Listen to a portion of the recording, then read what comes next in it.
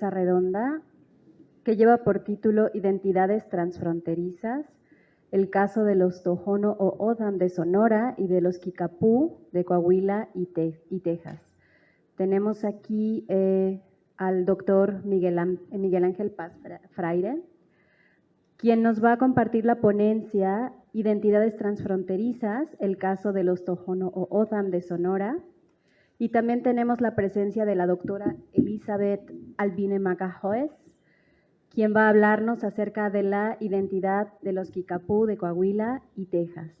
Al final vamos a dar 5 minutos para que ustedes puedan plantearles las preguntas que consideren necesarias.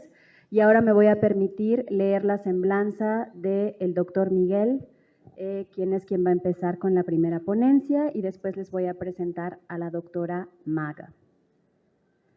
El doctor Miguel Ángel Paz Freire es doctor en antropología por la Universidad Nacional Autónoma de México.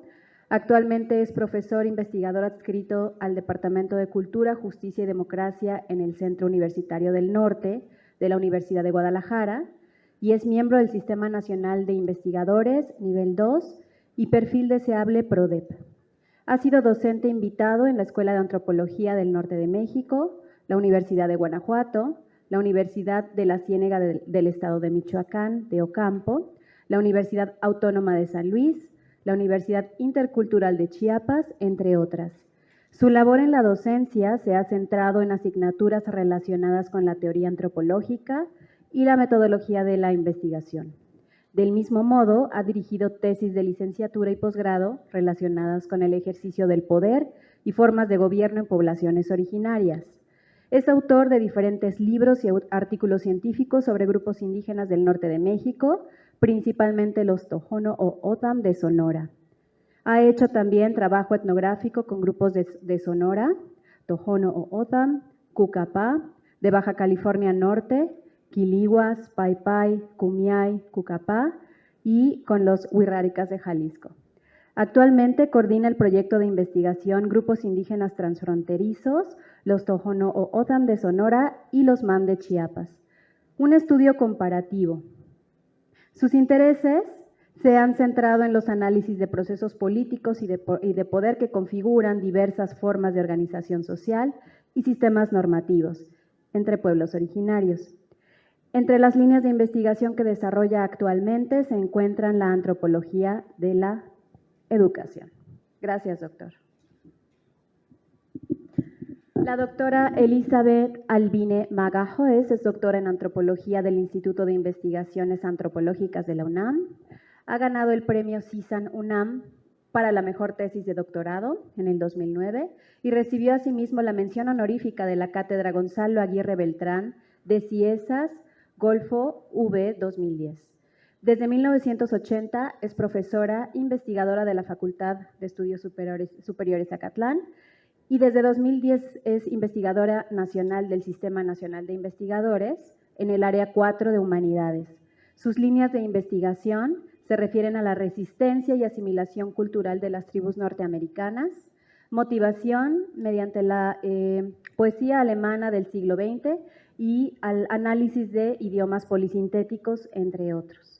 Es autora de varios libros, entre los cuales destacan Lucha y resistencia de la tribu Kickapoo, Monografía Kickapoo, Casinos y poder, el caso del Kickapoo Lucky Eagle Casino, y Relación entre dialéctica y conciencia social en la poesía de Bertolt Brecht, entre otros.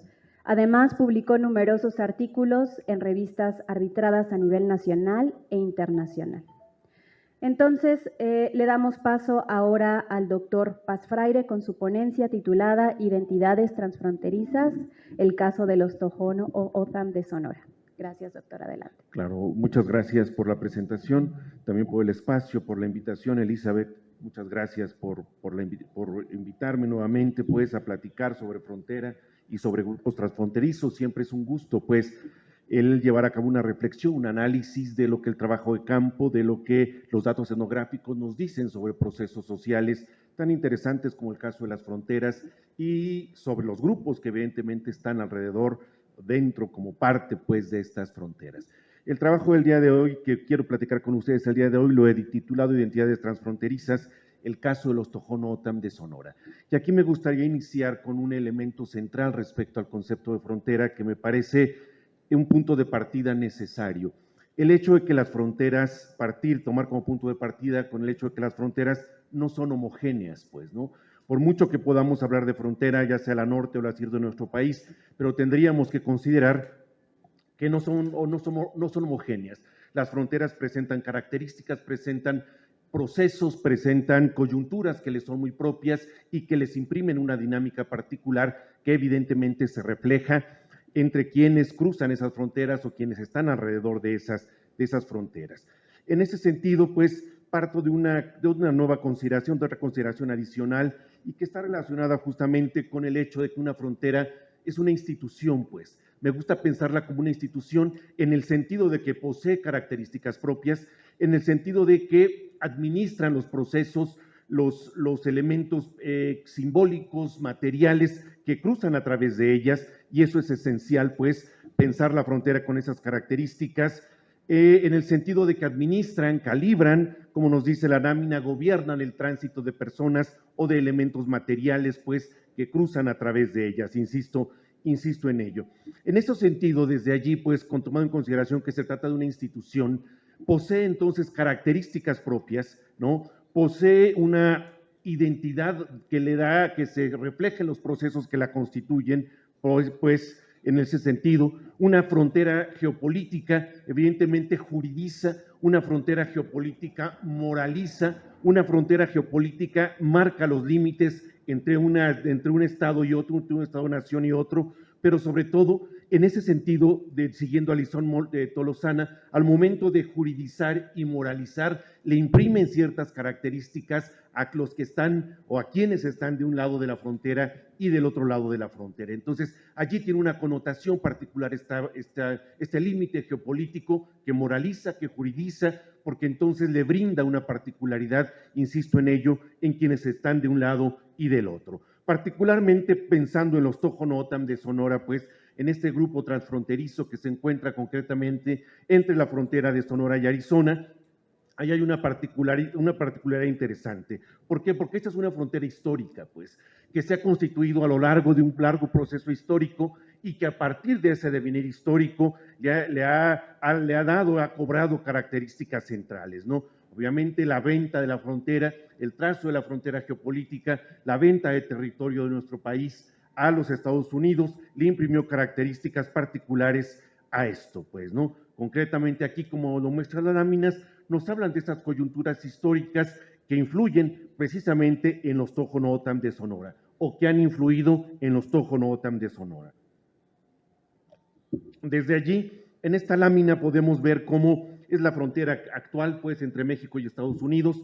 La frontera de Sonora, Arizona, es la única frontera que se encuentra abierta, que está en proceso de cierre. ¿A qué me refiero con esto? Se está construyendo este muro, pues, sin embargo, no ha abarcado todavía todo el territorio. Entonces, es un territorio que históricamente los Tohono O'odham han reconocido como propio, han reclamado como propio y desde allí, pues, han vivido como propio. En esta lámina podemos ver algunos de los asentamientos Tohono O'odham a lo largo de esta frontera. En este caso, como podrán ver, en esta línea se ubican las comunidades que se encuentran del lado de México, pues algunas de ellas, la totalidad de ellas, pero también aquellas comunidades que se encuentran del otro lado de la frontera. Entonces, estas comunidades, hasta antes de ese trazo de la frontera, podían moverse, podían interactuar, llevaban una vida cotidiana, pues, acorde a sus tradiciones y acorde a su cosmovisión. El trazo de la frontera le imprime, entonces, una particularidad esencial, pues, que se refleja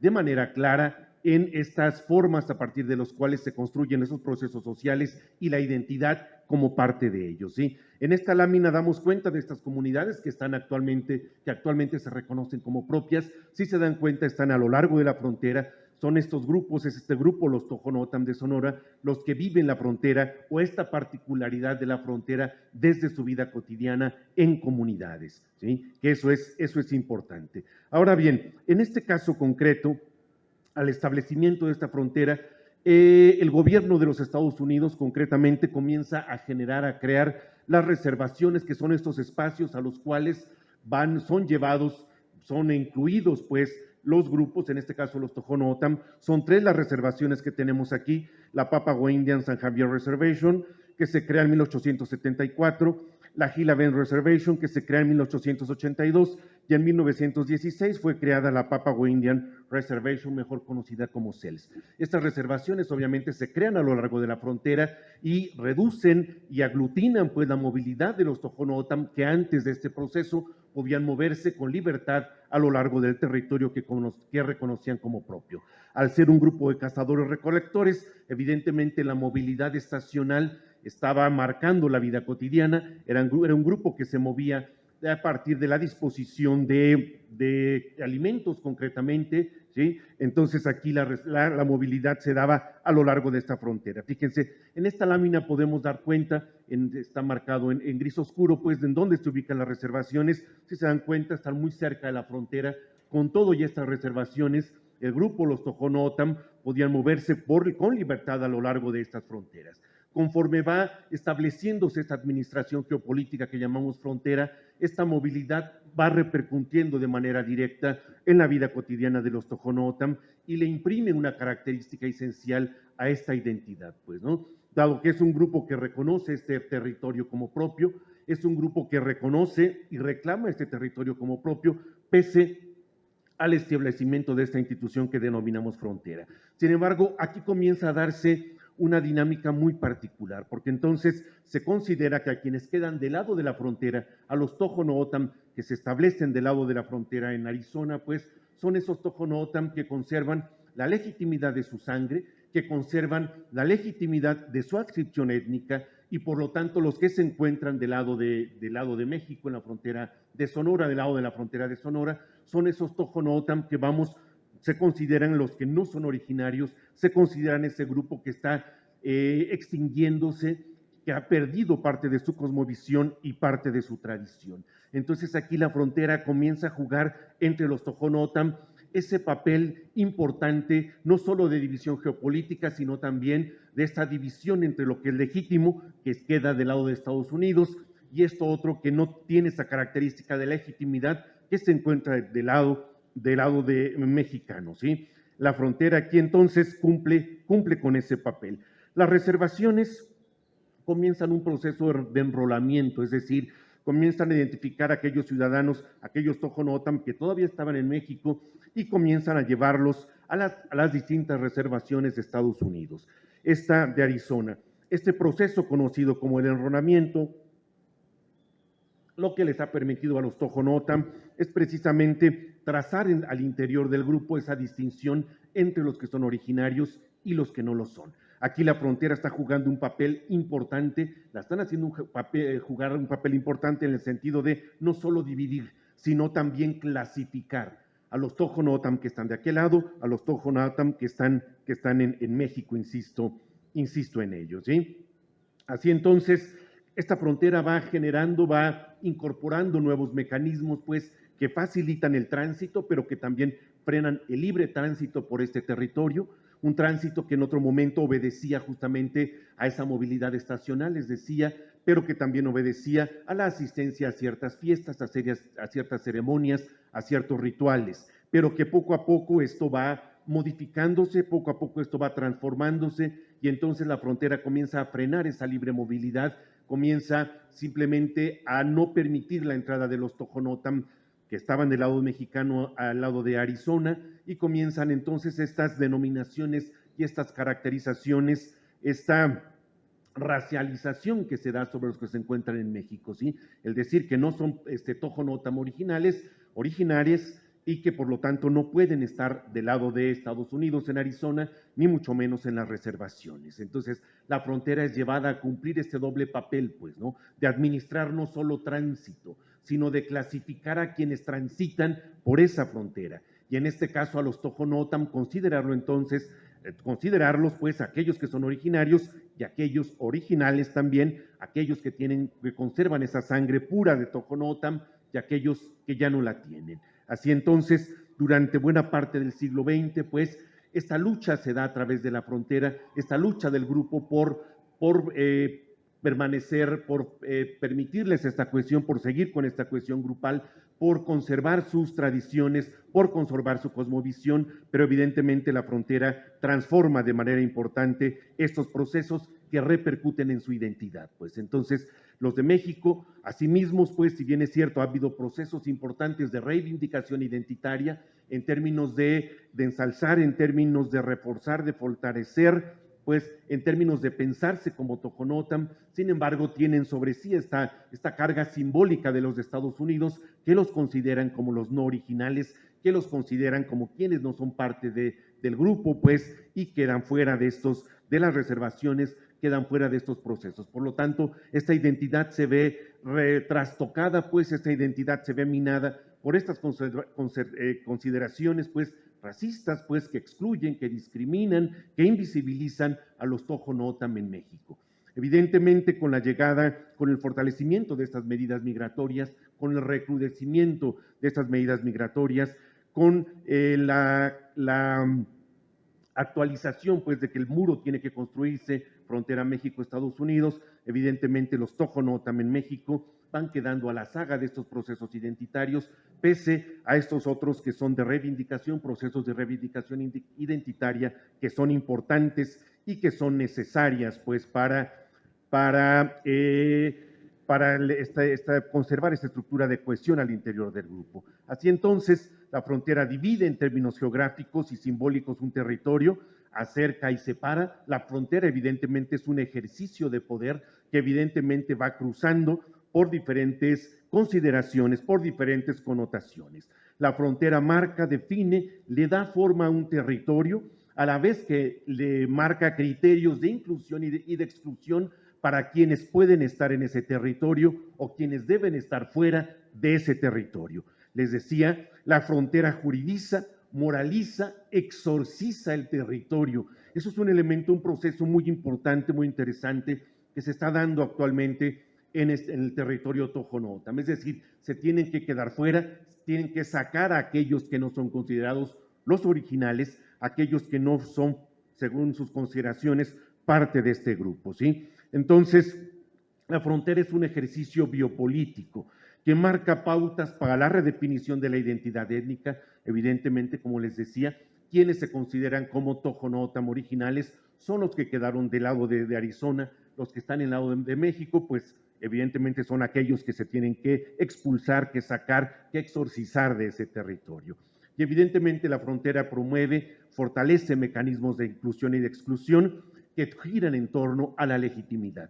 ¿Quién forma parte de los Tohonotam? Es decir, a quién se le reconoce y se reivindica esa identidad y a quienes se les niega esa adscripción étnica y evidentemente quedan excluidos de este grupo. Entonces, la frontera es un proceso, un mecanismo, una estructura interesante que evidentemente tenemos que seguir analizando, tenemos que seguir estudiando y evidentemente con la llegada de esta ultraderecha al poder, me parece que no podemos perder de vista estas particularidades que se le imprimen a este proceso geopolítico que denominamos frontera. Muy bien, dejo de momento hasta aquí. Muchas gracias. Muchas gracias, doctor Paz. Vamos a escuchar ahora a la doctora Mager con su ponencia La identidad de los Kickapoo de Coahuila y Texas.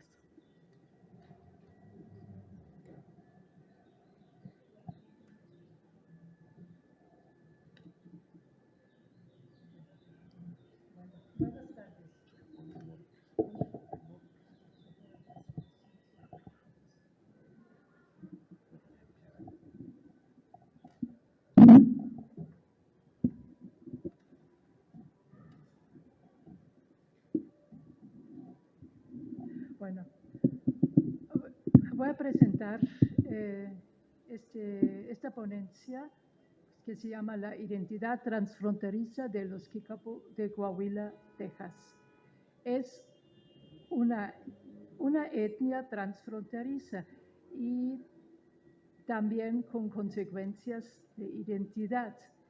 Bueno, vamos a ver, bueno, aquí, bueno, de los pueblos transfronterizos, ¿no? Se caracterizan por ser identidades divididas que hemos visto ahorita, ¿no? Con los Tohonotam. También, bueno, a lo largo de esta frontera tenemos diferentes grupos, por ejemplo,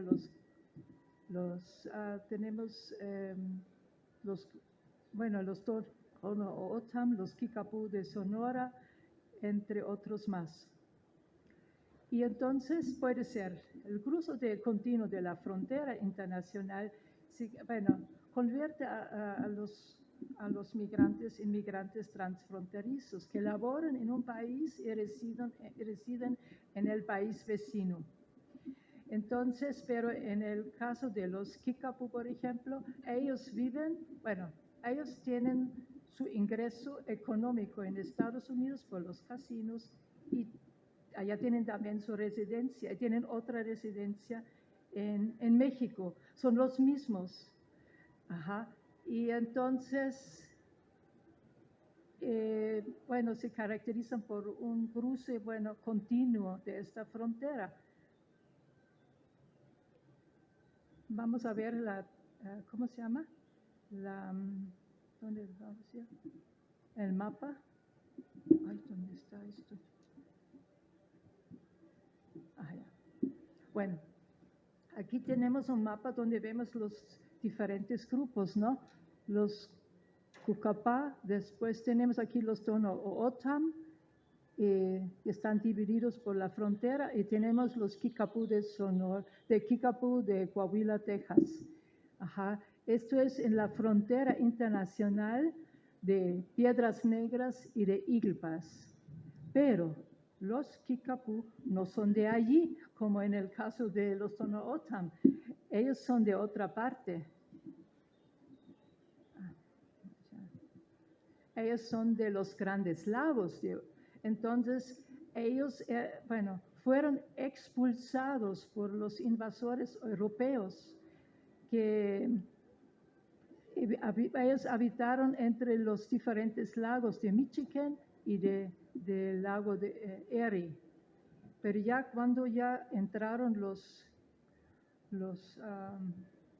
europeos, ellos tienen que, por seguridad, para no ser exterminados, tienen que dividirse en diferentes grupos. Por ejemplo, en el grupo de los Illinois Kickapoo, de la banda de Vermilion y los Babish Kickapoo y los que llegaron al Mississippi. Entonces, esto no era una migración voluntaria, sino involuntario. Ellos perdieron 2/3 de su territorio en los Grandes Lagos. Entonces, se fueron por el Mississippi, fueron expulsados y encerrados en reservaciones. Bueno, aquí vamos a ver de su transcurso de su migración de los Grandes Lagos hasta San Luis, San Luis en Missouri y después a la reservación en Kansas. Luego llegaron aquí aquí tenemos otra vez las reservaciones, las 3 reservaciones. Uno es por Kansas y otro por Oklahoma y Texas. Y esto es más nuevo de Texas.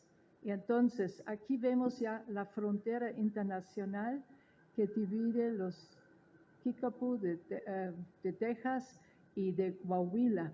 Pero los de Coahuila no viven directamente en la frontera, sino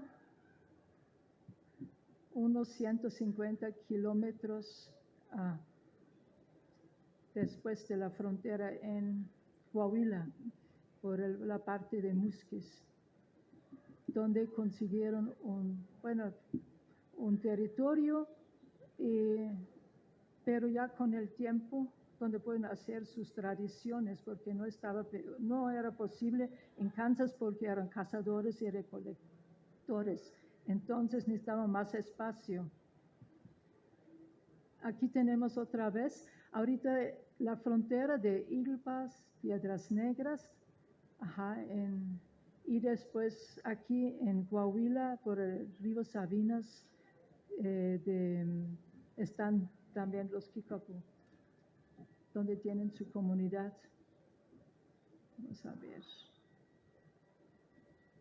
Bueno, esto, bueno, pues yo no hay tiempo para explicar todo esto. Bueno, ellos hicieron diferentes cruces de la frontera.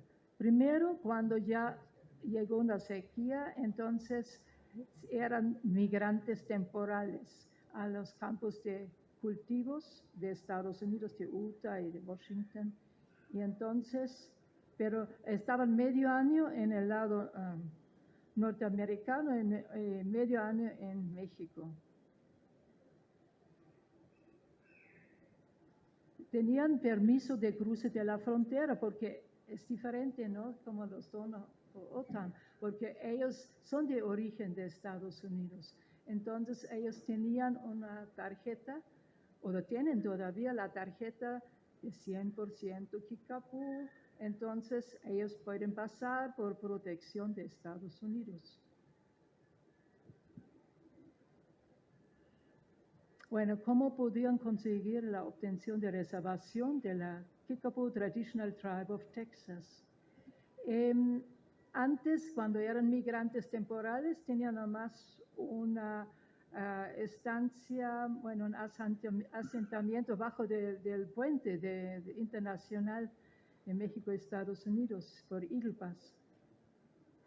Pero ya después podían conseguir tierra en Texas para después construir un casino. Entonces los Kickapoo son biresidenciales, son los mismos, los que están en Texas y los que están en México. Entonces, pero tienen dos residencias, uno por Eagle Pass, donde tienen el casino, el ingreso principal, y después en Coahuila, donde hacen sus tradiciones en el nacimiento, pero también tienen ganadería y agricultura, pero ellos mismos casi no lo hacen, sino los, bueno, mexicanos o también mascogos negros que eran, que eran antes esclavos de los seminoles que regresaron a Estados Unidos. Bueno, aquí tenemos esta situación biresidencial y bicultural donde surge una identidad híbrida. Aquí, al lado derecho, tenemos de nacimiento en Coahuila, cerca de Musquis, y en la izquierda vemos en Eagle Pass, donde tienen su casino, donde ya se dedican a este trabajo y por ejemplo, también del modo de vivir en Estados Unidos. Entonces, aquí, bueno,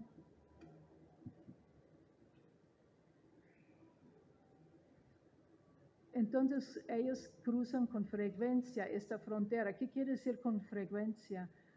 Puede ser por fin de semana o también puede ser por vacaciones los jóvenes que trabajan en el casino, o también la gente grande que vive permanente allá, pero solamente si tienen enfermedades se cambian también a Texas para tener atención médica. Entonces, los Kickapoo todavía no aceptan esa división fronteriza. Para ellos toda es la cara de la madre tierra, que no debe ser dividida porque según la abogada Nakai Brin, al principio no existía una frontera para la tribu Kickapoo. Voy a leer, a ver si veo esto. Nosotros no entendemos esto de la frontera. Entonces, ellos dicen bueno, no existe para ellos, sino nada más es una cosa, bueno, política, necesaria, bueno, y para esto ya tienen el doble pasaporte mexicano, estadounidense, y también su tarjeta. Cuando el Creador, el gran poder, hizo la cara de nuestra madre tierra, no nos puso reglamento, todo era libre. Por ejemplo, cuando vivían allá en los Grandes Lagos, no desconocieron la frontera. Entonces, porque la tierra era un regalo de Dios y no era propiedad. Ahora hay tanto reglamento que sufre uno. Y si no tenemos dinero y educación, sufrimos más. No se escucha bien. Bueno.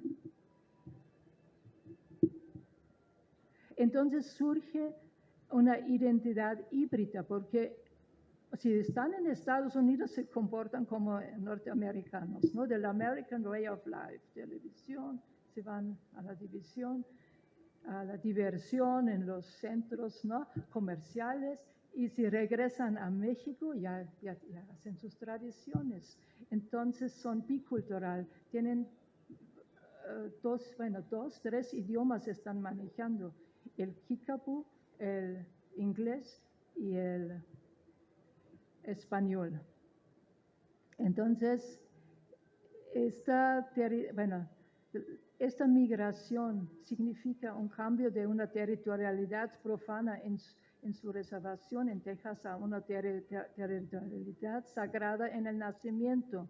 Es decir, de una mentalidad capitalista se cambian a una mentalidad prehispánica que hoy en día ya no existe en su originalidad, sino se trata de una combinación de diferentes hábitos o de una mezcla de las diferentes territorialidades. Entonces, que ahorita se dice territorialidades híbridas. Nikos Papastergiadis busca el origen de esta identidad global o híbrida en el contacto intercultural a través de las fronteras interactivas. Bueno, entonces aquí, tenemos diferentes identidades, identidad norteamericana, Kickapoo y también la híbrida. Bueno, ¿qué pasa con su cosmovisión? Se mezcla, ¿no? Diferentes cosmovisiones, diferentes identidades. Bueno, entonces, otra vez transportan cosas de Estados Unidos a México, costumbres y...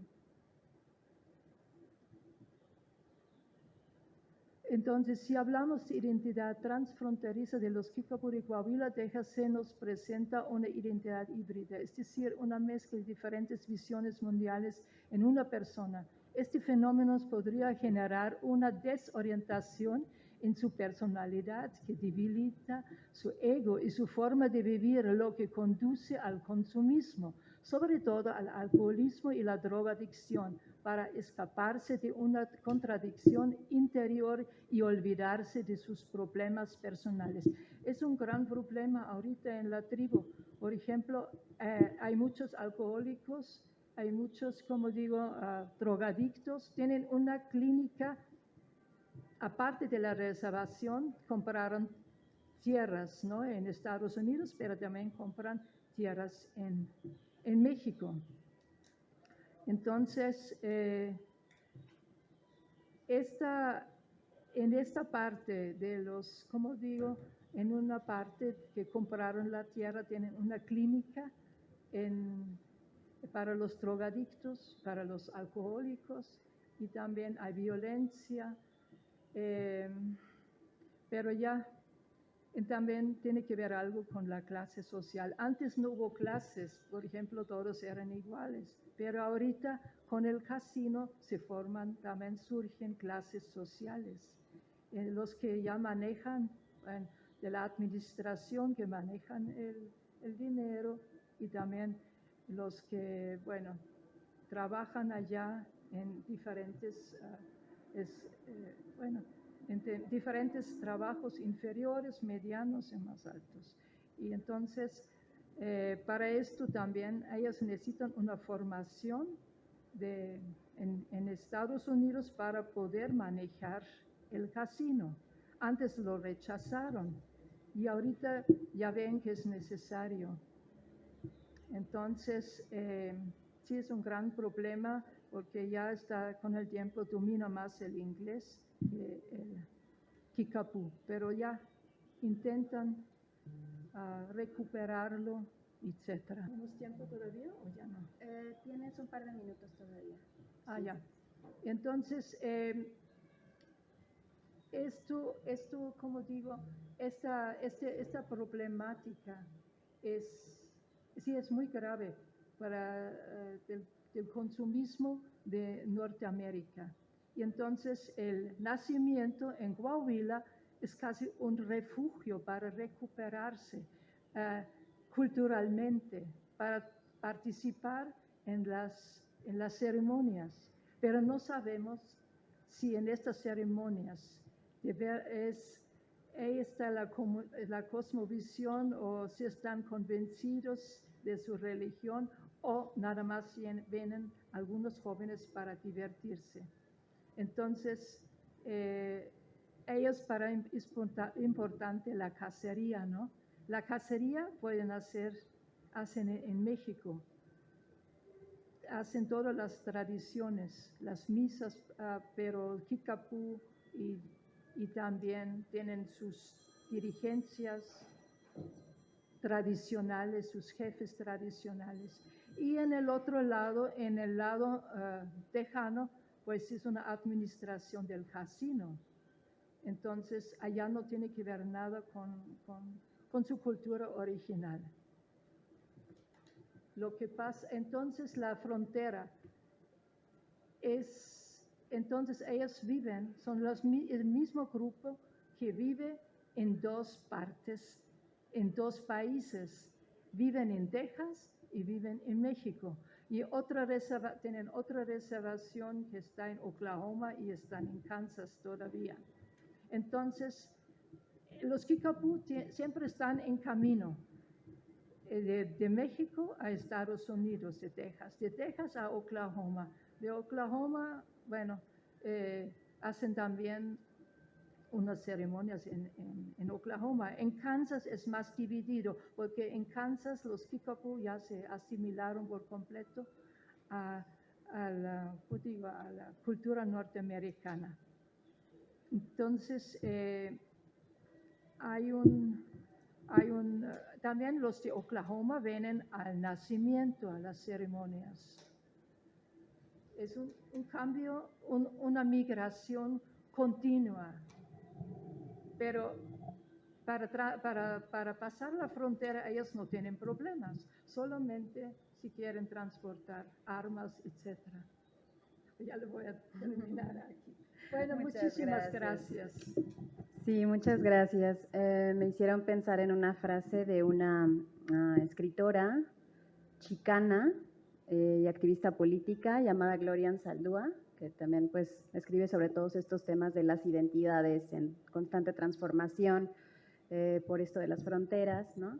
Ella decía que la frontera es una herida abierta donde la tierra es sangre, ¿no? Eso es lo aplastante, ¿no? Que puede llegar a tener una implicación concreta y también simbólica, porque las fronteras no solo son geográficas, ya lo vimos, ¿no? Con la exposición de los doctores, que las fronteras también tienen un impacto en lo simbólico, en gran medida, ¿no? Finalmente son espacios de tensión que separan lo cultural, lo geográfico, lo lingüístico incluso, ¿no?